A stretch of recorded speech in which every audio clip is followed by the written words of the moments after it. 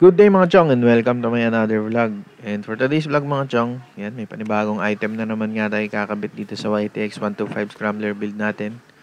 So yan, meron tayong TDD LED all-weather light dito na 45 watts. Yan.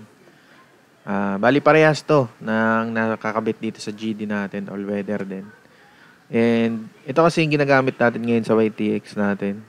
Itong ilaw na to, nasa 20 to 30 watts lang ata. Parang 20 nga lang ata to.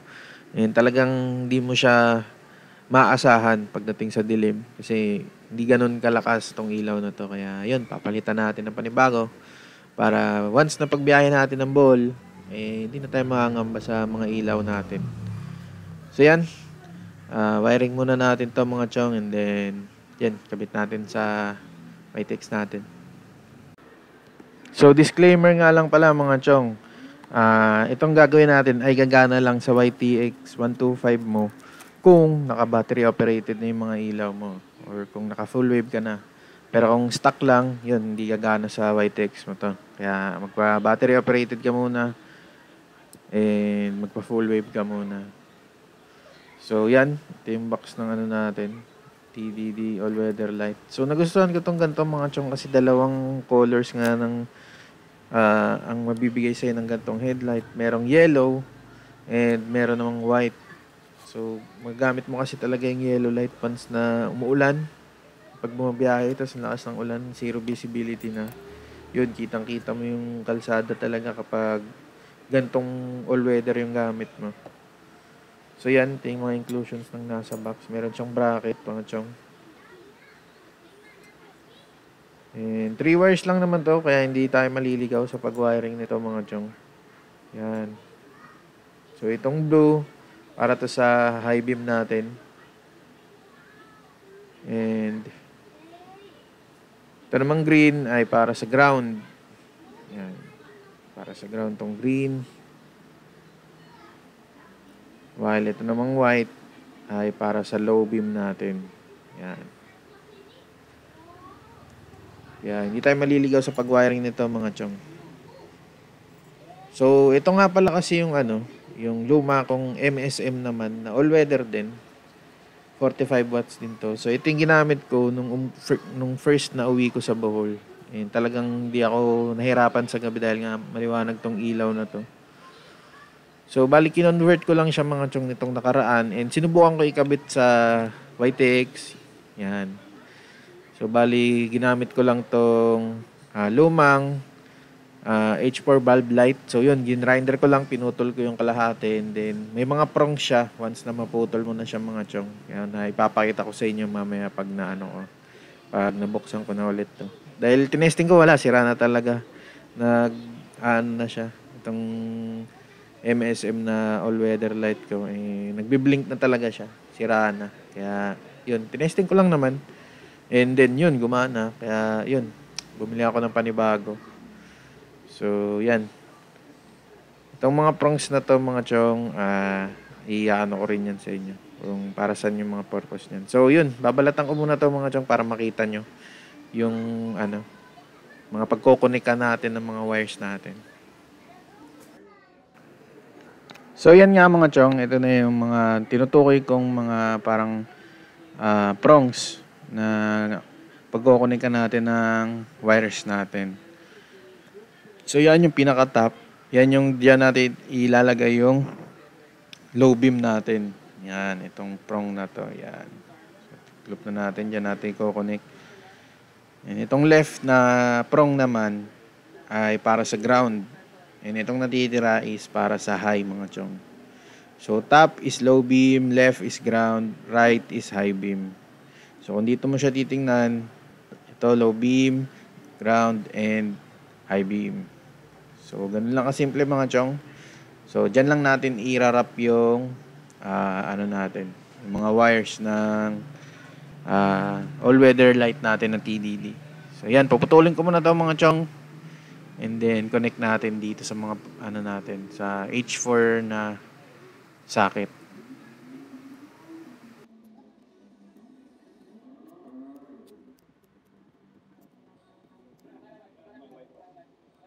So, yan mga chong, nabalatan ko na yung mga wires natin. So itatwine lang natin to dun sa mga designated na prongs nila. Yan. So itong white, lalagay natin sa top na prong.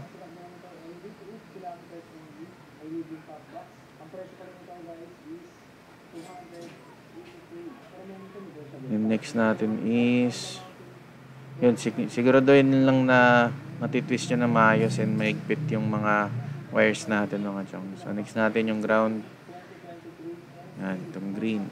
Green to left.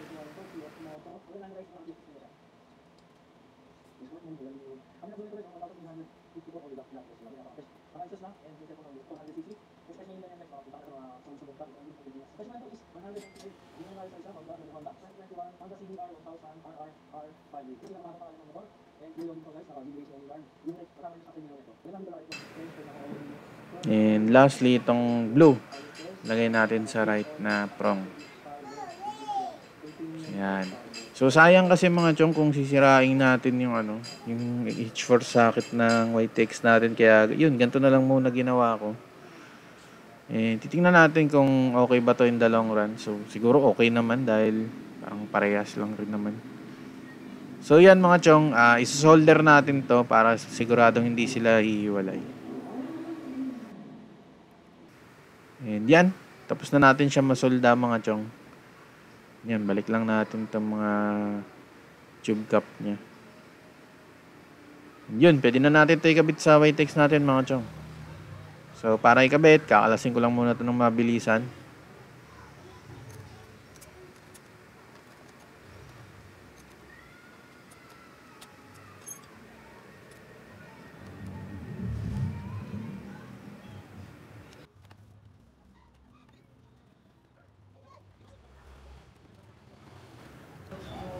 So yan mga chong, ito ngayon ginagamit nating H4 LED light dito sa GD natin. So okay naman siya nung una, pero katagalan talagang hindi niya na kinakaya kapag yung sobrang dilim nung lugar na dadaanan mo. Talagang parang nawawala na lang yung liwanag niya bigla. Kaya yun, palitan natin to. So yan, kabit na nga natin tong natin, TDD all weather LED light. So dahil nga kinonvert natin yung socket niya mga chong, plug and play na lang to ngayon sa natin, YTX natin. Yan, ganun lang kasimple. Parang stock lang rin. And try natin. So yan, maririnig nyo mga chong, sobrang lakas ng fan niya. Kaya hindi ito basta-basta iinit dahil malakas yung fan. Yan yung high, low, high, low. Yan. So maliwanag siya mga chong, talaga nakakasilaw siya. So wala nga lang siyang strobe light effect. Di kagaya nung nasa GD natin na kapag pinasing mo siya, nag-i-strobe light siya, nagpapalit-palit yung yung high and low, yung yellow at white. So pero okay na rin to. At least may mga gamit tayo pag nag-long ride tayo. So yan, kinabit ko na yung adapter niya mga chong. So yun, kakabit ko lang muna to, then yun, balikan ko kayo. And yan mga chong, nabalik ko na nga yung headlight natin. So yan, then yung TDD all-weather light natin. So yun, update ko kayo mamaya kapag medyo dumilim na, dahil para mas ma-appreciate natin yung liwanag nitong ilaw natin. So yan. And yan mga chong, pakita ko na nga sa inyo result ng ating TDD all-weather 45 watts. So yan yung high niya, sobrang bright talaga. Ay hindi, low pa lang pala to, kasi yung low niya mga chong is pwede maging puti, pwede maging yellow. So yan yung low rin niya, low rin to. And solid yung yellow niya.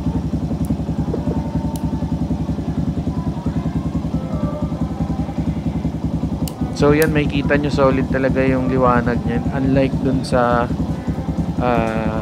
kanina nating gamit na LED light na 20 watts. Ito mas maliwanag to.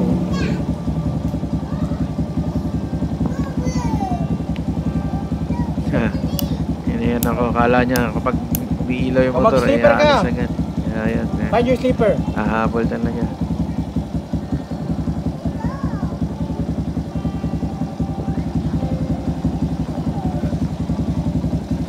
So yan mga chong, makikita nyo naman na napakaliwanag niya comparing dun sa ano, and stable pa rin naman yung kuryente ng motor natin, hindi siya nagpa-fluctuate. And yan siya kapag kinumbay natin yung ano, yung mini driving light.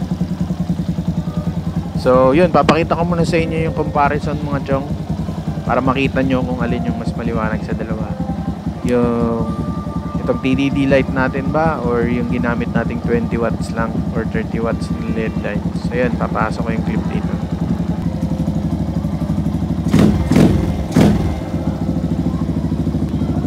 So ito nga yung ano, yung clip ng 20 watts lang yung gamit natin.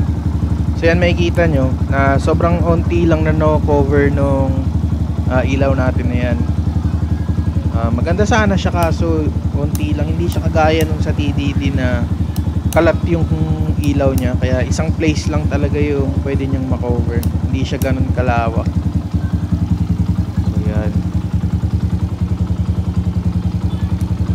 not unlike dun sa TDD na malawak yung makover ng ilaw, ng liwanag natin.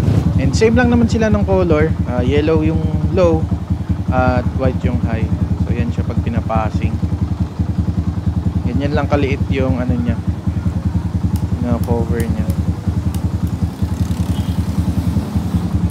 Kaya hindi siya ganun kaliwanag pagdating sa dilim. So yan, papakita ko rin yung clip sa inyo nung nakaraan na ginamit natin siya sa dilim.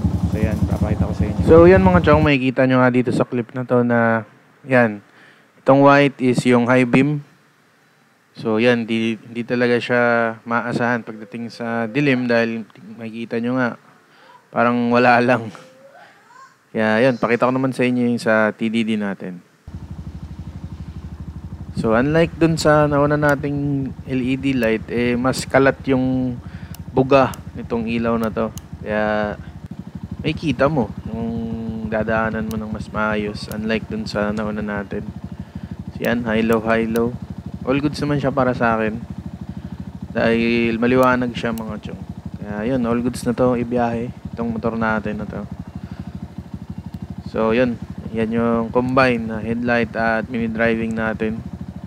So yun, pagdating sa ilaw wala na tayong problema mga chong, ready to go na tayo. Kaya yun, mga ilang months pa biyahe na tayo. And yan mga chong, kung nagustuhan nyo itong content na to, please leave a like, comment, and subscribe. And also don't forget to click the notification bell mga chong para ma-update pa kayo sa mga susunod ko pang i-upload ng mga videos. Yan, salamat sa panonood mga chong.